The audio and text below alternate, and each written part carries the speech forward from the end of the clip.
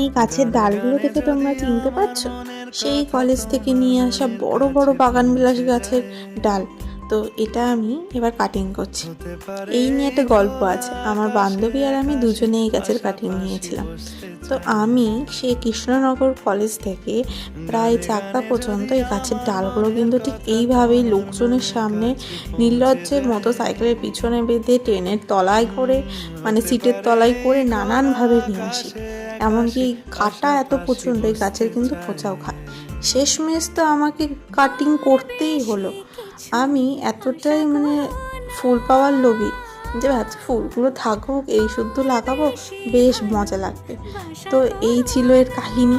নিয়ে আসতে গিয়ে প্রচণ্ড এম্বারেসিং হয়েছে, কিন্তু যেহেতু গাছপ্রেমী, এই নিয়ে তো কোনো চিন্তাই নেই কে কী ভাবলো। তো আমার বান্ধবী বলেছিল, ও কিন্তু আবার কাটিং করে নিয়েছিল, আমাকে অনেকবার বলছিল, আমি শুনিনি। ফুলগুলো আছে, ওগুলো কাটতে প্রচণ্ড মায়া লাগছিল। তো আমি রুট হরমোন লাগিয়েছিলাম, ভাবছিলাম অ্যালোভেরার জেল লাগিয়ে একটা লাগাবো, একটা রুট হরমোন লাগিয়ে লাগাবো। তো সেইটা উপরে ছিল অ্যালোভেরা গাছ, কে আবার কষ্ট করে যায়। আমি তাই আর চাইনি, দুটোই রুট হরমোন লাগিয়ে দিয়েছি।